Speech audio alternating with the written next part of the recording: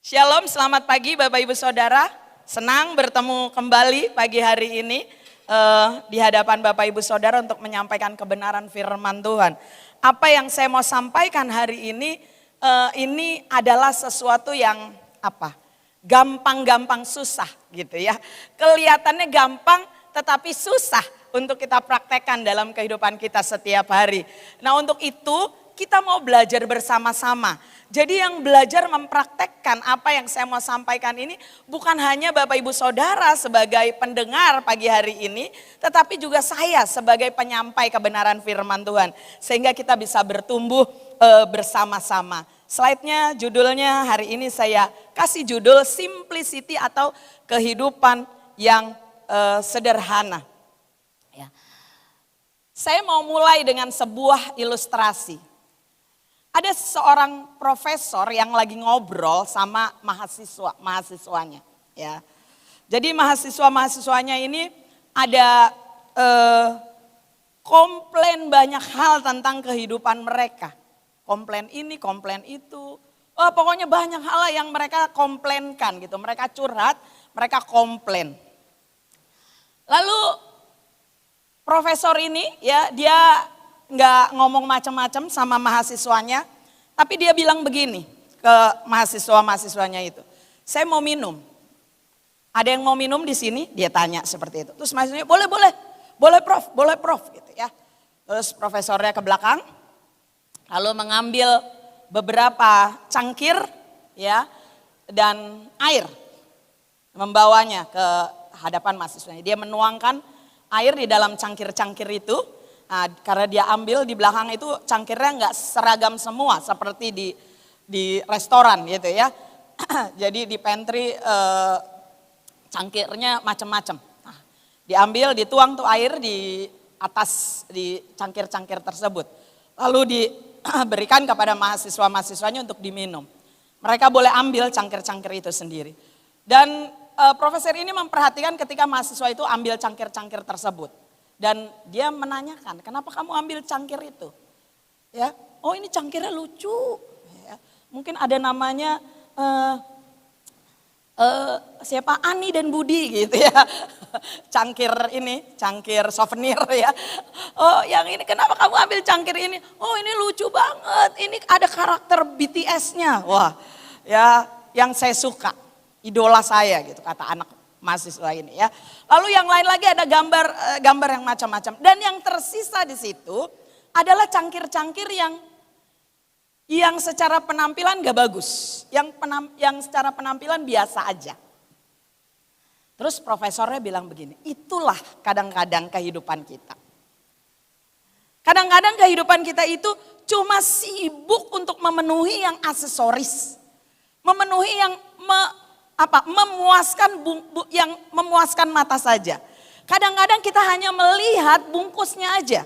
Kita mau melihat tampilan-tampilan luar yang bagus sehingga kita lupa pada esensinya. Padahal yang dibutuhkan saat itu adalah air. Air jauh lebih penting dibandingkan dengan cangkir-cangkir tersebut. Tapi tidak dapat dipungkiri bahwa mereka dipengaruhi oleh tampilan-tampilan luar dari cangkir itu sehingga mereka memilih cangkir-cangkir yang mereka inginkan.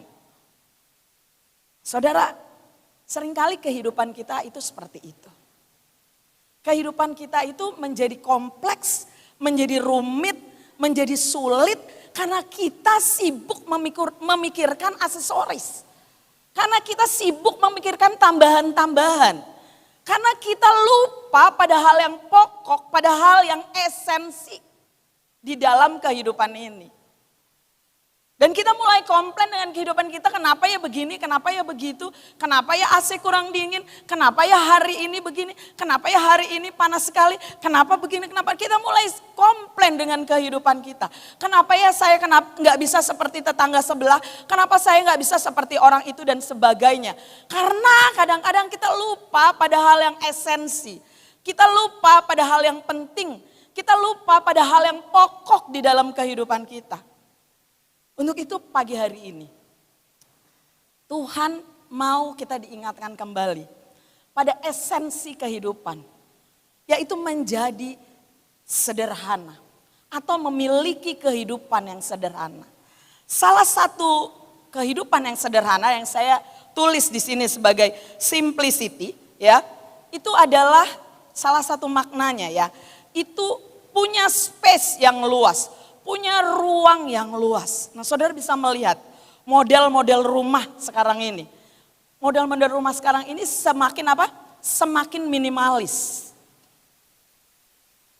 Semakin sedikit di dalamnya. Rumah kecil tapi rasanya ada space yang luas. Karena dibuat semua yang ada di dalamnya, interior yang ada di dalamnya dibuat seminimalis mungkin. Semuanya sesuai dengan fungsinya. Semuanya sesuai dengan gunanya. Sehingga rumah yang ukurannya kecil, kok kayak kalau kita lihat di promosi, kita lihat di gambar, kita lihat di video, oh rumahnya kayaknya besar ya. Waktu kita datangi rumahnya kecil. Tapi bisa menampilkan seperti itu. Itulah keuntungan dari simplicity. Nah, Yesus mengajarkan kita tentang kehidupan yang sederhana. Mari kita buka ayatnya. Ya. Matius 11 ayat 28-29, saya mau mengajak Bapak Ibu Saudara membaca bersama-sama. Yang online juga bisa baca sama-sama. 2, 3. Marilah kepadaku semua yang letih lesu dan berbeban berat. Aku akan memberikan kelegaan kepadamu. Pikulah kuk yang kupasang dan belajarlah padaku. Karena aku lemah lembut dan rendah hati. Dan jiwamu akan mendapat ketenangan. Ya, jiwamu akan mendapat ketenangan. Hari-hari ini kita ditarik seolah-olah pada kehidupan yang hedon. Apa itu kehidupan hedon? Kehidupan yang berpusat pada kesenangan-kesenangan. Yang kita berkata gini, oh saya bisa menikmati kebahagiaan kalau saya bisa menikmati semua kesenangan-kesenangan itu. Kita ditarik pada kehidupan yang materialistis, yaitu kehidupan kebendaan. Saya nggak berkata bahwa kita tidak perlu hal-hal material, ya. Kita nggak perlu hal-hal yang kebendaan. Saya nggak berkata seperti itu. Saya nggak berkata bahwa kalau begitu kita nggak usah pakai sepatu atau pakai tas atau pakai baju yang branded. Enggak, saya nggak bilang seperti itu. Tetapi dunia ini memaksa kita, menarik kita seolah-olah kita harus hidup dengan sesuatu. Kalau kita nggak hidup dengan sesuatu itu yang orang lain punya, yang orang lain nikmati, yang orang lain miliki, rasanya hidup kita nggak komplit. Rasanya hidup kita masih ada yang kurang. Nah, ini yang nggak sesuai dengan firman Tuhan. Karena Yesus bilang, semua hal itu akan membawa kita pada masalah-masalah yang rumit di dalam kehidupan kita. Maka dia berkata tadi, marilah kepadaku hai kamu yang letih lesu dan berbeban berat. Aku mau kasih kelegaan kepadamu. Caranya gimana supaya kita mengalami kelegaan? Yesus bilang, pikulah kuk yang kupasang dan belajarlah kepadaku. Karena aku rendah hati dan lemah lembut. Rendah hati dan lemah lembut adalah buah atau adalah dampak atau hasil dari kesederhanaan.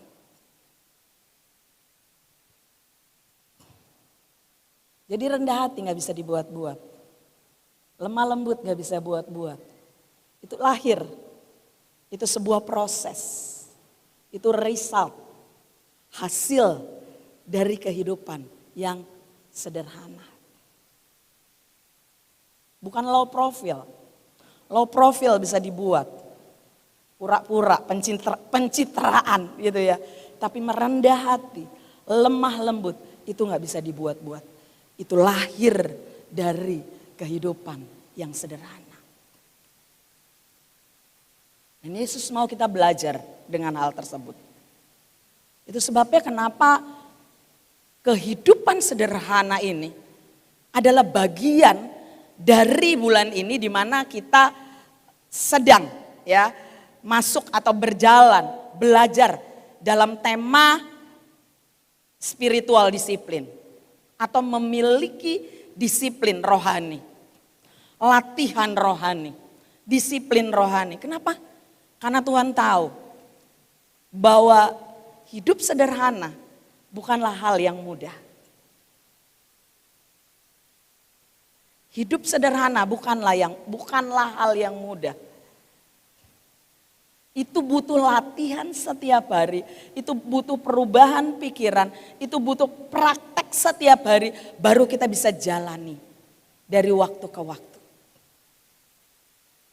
Karena itu adalah hal yang penting. Tuhan membawa kita pada hal yang esensi. Silakan ayatnya berikutnya. Apa yang lebih penting? Ini ada di Matius 6 ayatnya yang ke-25. Karena itu aku berkata kepadamu, janganlah kamu khawatir akan hidupmu, akan apa yang hendak kamu makan atau minum. Dan janganlah kamu khawatir pula akan tubuhmu, akan apa yang hendak kamu pakai. Bukankah hidup itu lebih penting dari makanan dan tubuh itu lebih penting dari pakaian? Yesus sedang berkata lewat ayat ini, ada yang lebih penting dari sekedar makanan, pakaian, minuman. Ada yang lebih penting, yaitu kehidupan sendiri. Seperti yang tadi saya katakan, saya tidak berkata bahwa kita tidak boleh menikmati hal-hal material di dalam dunia ini. Hal-hal yang fana, ya kebendaan, bukan. Tapi kita harus ingat, ada hal yang jauh lebih penting daripada hal-hal tersebut, yaitu kehidupan itu sendiri. Kehidupan kita yang ada di dalam sini, yang akan terpancar keluar lewat praktek kehidupan kita sehari-hari. Kalau di dalam kita penuh, kalau di dalam kita komplit, kalau di dalam kita dipuaskan oleh Tuhan, maka kita akan menjadi orang yang bebas, kita akan jadi orang yang merdeka, kita akan jadi orang yang dibebaskan dari rasa khawatir. Tapi kan masalahnya gak gitu. Masalahnya kita susah sekali merasa bahwa hidup ini sudah penuh, bahwa hidup ini sudah komplit waktu Tuhan Yesus masuk di dalam diri kita. Makanya kita sulit sekali untuk menjadi hidup sederhana. Hidup sederhana tidak hanya berbicara tentang materi. Hidup sederhana tidak hanya berbicara tentang kebendaan. Oh kalau begitu, oh ini pasti karena saya punya ini, punya itu. Bukan. Hidup sederhana juga termasuk di dalam cara pikir. Hidup sederhana juga termasuk di dalam tindakan kita. Hidup sederhana termasuk di dalam pergaulan kita, di dalam hubungan kita satu dengan yang lain. Orang yang hidup sederhana nggak neko-neko, dia nggak punya pikiran yang macam-macam. Ini kan bukan hal yang mudah. Pikiran kita gampang dipengaruhi dengan apa yang ada sekeliling kita, dengan apa yang orang katakan. Kita bisa berpikir macam-macam. Sesuatu berubah sedikit aja itu bisa mengganggu pikiran kita. Ya, saya harus mengakuinya itu dalam kehidupan saya. Saya melihat orang begini, jangan-jangan dia begini. Atau saya mendengar orang berbicara, dia begini-begini. Lalu saya membuat asumsi-asumsi di dalam pikiran saya bahwa orang itu begini-begini. Saya membuat kompleks sendiri di dalam pikiran saya. Saya membuat kerumitan-kerumitan sendiri di dalam pikiran saya dan akhirnya mempengaruhi hati saya, mempengaruhi perasaan saya, akhirnya mempengaruhi sikap saya terhadap orang lain. Tapi orang semakin sederhana, dia nggak neko-neko. Hatinya tulus, hatinya jujur, hatinya polos, hatinya apa adanya. Dia tidak mudah berasumsi tentang orang lain. Dan ini yang kita mau belajar. Ini yang kita mau disiplin. Gimana? Gimana sih caranya supaya kita bisa mempraktekkan itu semua? Kita harus ngerti dulu alasannya. Kenapa hidup sederhana itu penting di dalam kehidupan kita. Yang pertama adalah iman. Kita baca di Matius 6 ayatnya yang ke-24. Jadi tadi ayat yang ke-25 ini naik ke atasnya. Ya. Tak seorang pun dapat mengabdi kepada dua tuan. Karena jika demikian ia akan membenci yang seorang dan mengasihi yang lain. Atau ia akan setia kepada yang seorang dan tidak mengindahkan yang lain. Kamu tidak dapat mengabdi kepada Allah dan kepada Mamon. Habis Yesus khotbah tentang hal ini, dia langsung ke ayat 25, janganlah kamu khawatir akan apapun juga. Jangan kamu khawatir apa yang kamu makan, apa yang kamu minum, apa yang akan kamu pakai. Jadi pasti ini ada hubungannya dengan ayat berikutnya. Jadi Tuhan mau katakan gini, kalau kamu mau nggak khawatir akan kehidupanmu, kalau kamu mau jadi orang yang sederhana, yang punya space yang luas di dalam hati kamu, punya pikiran yang terbuka, nggak neko-neko mulai dari ini. Mulai dari tidak ada seorang pun yang dapat mengabdi kepada dua Tuhan. Artinya Tuhan bilang gini, pikiranmu, hatimu harus kepada satu hal. Imanmu harus kepada satu hal. Kamu gak bisa mengabdi kepada dua Tuhan, firman Tuhan bilang. Ya, kenapa? Karena kamu nanti akan mengasihi yang satu dan gak mengasihi yang satu. Kamu setia kepada yang satu dan tidak mengindahkan kepada yang satu. Kamu gak bisa mengabdi kepada Allah dan kepada Mamon. Kita gak bisa mengabdi kepada Allah sementara sebagian hati kita berpusat kepada Mamon. Jadi yang pertama, bagaimana kita bisa menerapkan disiplin kehidupan yang sederhana adalah iman. Iman kepada Yesus Kristus. Artinya apa? Siapa yang menjadi raja di dalam kehidupan kita? Siapa yang memimpin kehidupan kita? Allah atau Mamon? Kalau Yesus menjadi raja di dalam kehidupan kita, semua tingkah laku kita, pikiran kita, apa yang kita katakan itu akan terkontrol. Seperti yang Yesus inginkan. Kita nggak akan bisa menjadi hidup sederhana kalau kita tidak menjadikan Yesus menjadi raja, menjadi penguasa tunggal, menjadi Tuhan, menjadi Tuhan di dalam kehidupan kita. Sebab nggak bisa kita berada di dua pilihan.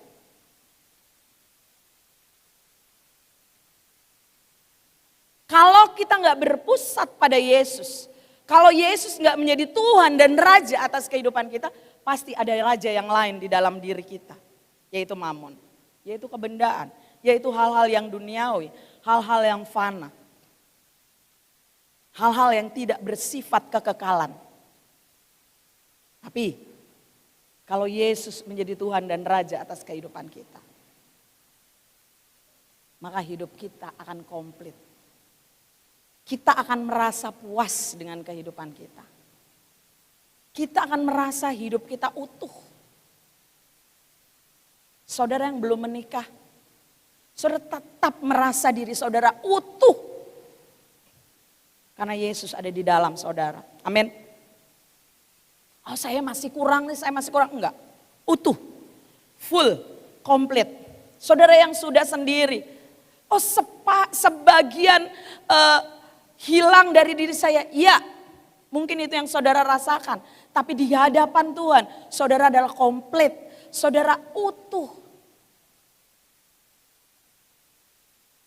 Ketika Tuhan Yesus memimpin kehidupan kita, menjadi raja di dalam kehidupan kita, maka kita akan tahu, kita akan merasa bahwa hidup kita sudah utuh. Komplit. Sehingga yang lain, yang sifatnya aksesoris, yang sifatnya tambahan, tidak menjadi sesuatu yang kita kejar seperti hal yang utama. Sekali lagi, sehingga yang lain, yang aksesoris, yang sifatnya tambahan, tidak kita kejar seperti atau seolah-olah itu adalah hal yang utama. Bukan kita tidak boleh menikmatinya, tapi kita tidak mengejarnya seolah-olah itu menjadi yang utama di dalam kehidupan kita. Penting sekali untuk kita menjadikan Yesus Tuhan dan Raja dalam kehidupan kita. Kalau dia menjadi Tuhan dan Raja, dia akan memimpin kita di dalam kebenarannya. Dan kita ada pada kebenaran yang sejati. Bukan apa yang dunia katakan. Tapi kita ada pada kebenaran yang sejati. Yang kedua, kalau kita tahu iman kita kepada siapa, maka hidup kita akan fokus. Kita baca ayatnya ya. 2, 3. Kolose 3 ayat 1 dan 2. Karena itu, kalau kamu dibangkitkan bersama-sama dengan Kristus, carilah perkara yang di atas, di mana Kristus ada duduk di sebelah kanan Allah. Pikirkanlah yang di atas, bukan yang di bumi. Kalau iman kita pada Yesus, akhirnya fokus kita enggak lagi kepada hal-hal yang tadi itu, yang aksesoris, yang tambahan. Fokus kita enggak lagi ke situ. Ambisi kita enggak lagi ke situ. Oh, saya harus lebih kaya dari tetangga saya. Enggak. Oh, saya harus lebih terkenal dari orang itu. Enggak. Oh, saya harus lebih hebat dari dia. Enggak. Fokus kita beda. Fokus kita ikutin firman Tuhan. Firman Tuhan bilang ini, kalau kamu dibangkitkan bersama dengan Kristus, carilah perkara yang di atas. Carilah perkara yang utama. Carilah perkara yang kekal. Carilah perkara yang sifatnya kekal. Itu menjadi utama di dalam kehidupan kita. Kenapa ada banyak orang jatuh bangun di dalam kekristenan. Up and down. Nanti ada, nanti menghilang, nanti ada, nanti menghilang. Karena dia lupa fokusnya untuk mencari perkara yang di atas. Selama kita fokusnya pada hal-hal yang bukan perkara di atas, hidup kita akan semakin rumit. Terlalu banyak hal yang harus dikejar di dalam dunia ini. Kita baru saja baca di kitab Pengkhotbah bahwa kita nggak akan dipuaskan oleh seberapapun uang yang kita miliki. Tidak akan. Siapa mencintai uang, kata Pengkhotbah, tidak akan dipuaskan. Siapa yang mengejar kekayaan juga tidak akan dipuaskan dengan itu semua. Puji Tuhan. Firman Tuhan bilang kalau kamu dibangkitkan bersama-sama dengan Kristus, kamu punya fokus yang lain, yaitu mencari perkara-perkara yang di atas. Hidup sederhana itu butuh fokus. Karena kita mencari hal-hal yang di atas, kita bisa memilih.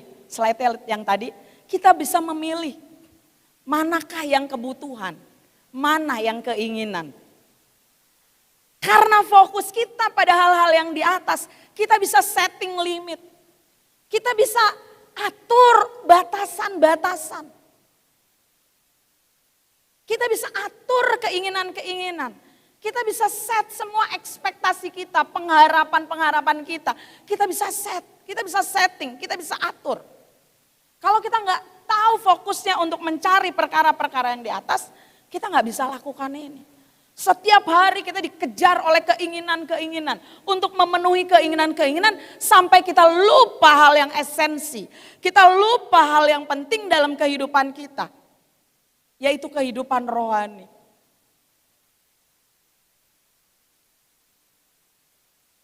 Steve Jobs bilang begini.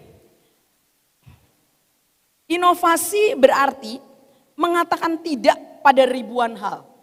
Ya, jadi waktu dia membuat inovasi mereknya, brandnya Apple ya, wah dia bilang begini, inovasi berarti mengatakan tidak pada ribuan hal. Jadi dia menyederhanakan produknya menjadi satu tombol. Ya saya sih nggak pakai Apple, mungkin Bapak Ibu Saudara yang pakai Apple, yang pakai iPhone, ya itu bisa melihat bahwa perangkat itu jauh lebih sederhana dibandingkan banyak merek-merek yang lain yang semakin rumit dan bahkan nggak kepake, nggak ngerti cara makainya. Kenapa? Karena dia tahu. Steve Jobs bilang inovasi itu adalah mengatakan tidak pada ribuan hal. Ya, dia menyederhanakan produknya menjadi satu tombol. Dia bilang gini, satu tombol adalah simbol prinsip kesederhanaan yang diaplikasikan pada produk Apple. Semakin kita fokus kita akan semakin sederhana. Satu kali saya lagi ngobrol sama Pak Beni di siang hari, ya, lagi ngobrol. Aduh, banyaknya yang harus kita kerjakan ya. Kayaknya kompleks banget ya, rumit banget ya. Ada ini, ada itu, ada ini, ada itu. Ini harus dikerjakan, ini tidak boleh ditinggalkan, ini harus dipikirkan, ini kemudian harus dilakukan dan sebagainya. Bagaimana ya caranya kita meletakkan itu menjadi prioritas-prioritas. Mana yang harus didahulukan, mana yang belakangan. Saya merenung, gimana ya? Saya ngobrol, diskusi sama Pak Beni, gimana ya? Sampai saya akhirnya membuat sebuah kesimpulan. Saya bilang gini, saya harus bisa melihat gereja lokal ini dalam satu gambar besar. Saya mulai coret. Saya tanya, bagaimana Pak Beni kalau begini? Wah, Pak Beni kasih masukan ini itu. Habis itu saya lempar lagi ke Timi. Saya bilang bagaimana kalau begini? Dia bilang, oh iya bagus, saya suka konsepnya. Waktu saya bisa buat itu, oh itu jadi sesuatu yang sederhana. Oh saya bisa menggambarkan dan menaruh prioritas mana yang penting, mana yang harus dikerjakan dahulu, dan itu menjadi lebih ringan. Kalau saudara tahu fokus saudara, saudara akan tahu mana yang saudara harus kerjakan lebih dahulu. Mana yang harus saudara buang. Mana yang itu merupakan hanya keinginan-keinginan. Tapi mana yang kebutuhan. Ini cerita lucu. Ada suami saya di sini. Beberapa waktu yang lalu ceritanya saya sudah memikirkan untuk pindah kontrakan gitu. Saya masih mengontrak, saya pengen pindah kontrakan. Jadi saya cari beberapa rumah. Ada satu rumah, saya suka sebenarnya sama rumah ini gitu. Cuman dia itu tinggalkan lemari, buffet gitu ya, lemari apa sih namanya, lemari buat nata, ya lemari di ruang tamu. Menurut saya lemari itu nggak seharusnya di situ gitu ya. Itu mengganggu saya, mengganggu jalan saya. Saya bilang saya nggak mau lemari ini di sini. Jadi suami saya bilang, iya terus mau ditaruh di mana? Pokoknya saya nggak mau aja di sini. Saya bilang gitu ya. Pokoknya saya nggak mau di sini. Ini mengganggu jalan saya bilang gitu. Terus oke, digeser nih. Ada yang bantuin kita, digeser. Ini rumah belum dikontrak nih, baru kita lihat. Cuman kita udah ribut gara-gara lemari. Dimajuin. Gantian suami saya bilang, saya nggak mau ini begini. Ini mengganggu pemandangan saya. Kamu coba lihat itu garisnya. Itu begini, ada pintu di situ, itu mengganggu. Dia bilang, saya nggak mau di sini. Jadi kita berdebat gara-gara satu lemari itu. Udah pulang, kita nggak putuskan untuk ngontrak di rumah itu. Tapi kita ributnya udah panjang lebar, cuman gara-gara lemari. Saya tahu, ya, saya bisa lihat bahwa sesuatu yang sebenarnya sederhana, kadang kita bisa bikin rumit. Padahal kita bisa singkirkan itu kan ya. Kita bisa, oh ya ngomong sama yang punya rumah, saya nggak mau nih lemari ini, bawa aja deh keluar misalnya begitu. Bisa aja. Tapi kita ribut panjang lebar sampai orang yang ngebantuin itu bingung ya. Coba begini, ya coba begitu. Mungkin mereka bingung ngelihat kita ribut cuma gara-gara lemari. Kadang-kadang kita membuat hidup kita jadi rumit. Sesuatu yang sederhana, jadi kita nggak buat sederhana. Kenapa? Karena kita kehilangan fokus. Fokus saya cari rumah yang cukup untuk saya dan barang-barang saya yang semakin bertambah banyak ya Pak Beni tahu ya. Jadi sebenarnya itu. Tapi kita ngomongin ini itu yang sebenarnya bisa diatur. Nah, yang ketiga, setelah kita tahu fokus, kita akan masuk kepada aksinya. Aksinya gimana? Silakan ya. Matius 6 ayat 33 kasih jawaban kepada kita. Tetapi carilah dahulu kerajaan Allah dan kebenarannya, maka semuanya itu akan ditambahkan kepadamu. Cari dulu hal-hal yang esensi, cari dulu hal-hal yang penting, cari dulu hal-hal yang pokok, cari dulu hal yang terpenting di dalam kehidupan ini, yaitu mencari kerajaan Allah dan kebenarannya. hidup dalam kebenarannya, hidup dalam firman Tuhan. Maka semuanya, maka yang aksesoris, maka yang tambahan-tambahan itu akan ditambahkan dalam kehidupan kita. Maka yang kita butuhkan untuk memperlengkapi kehidupan kita, untuk kehidupan yang lebih baik akan ditambahkan di dalam kehidupan kita.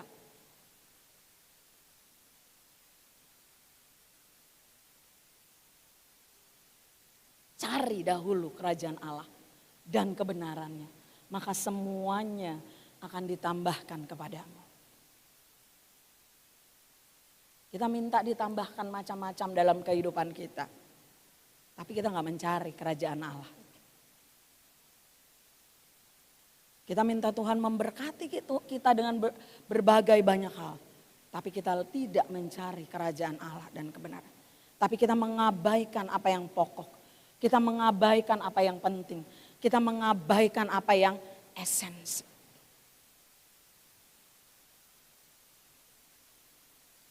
Tuhan mengajarkan kepada kita untuk hidup sederhana. Bukan untuk kepentingan siapa-siapa. Tapi untuk kepentingan diri kita sendiri.